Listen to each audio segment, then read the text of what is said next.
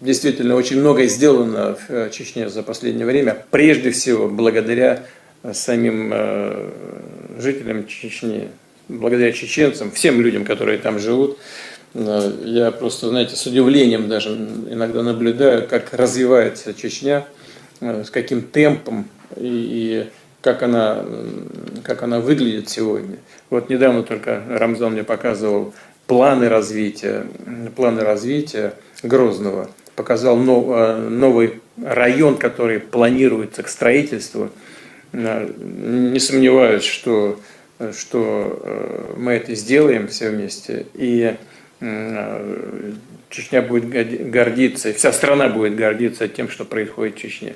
Мы уже гордимся, понимаете, но такой центр Грозного, наверное, несколько лет назад об этом никто не только мечтать, подумать даже никто не мог, а это сегодня реалии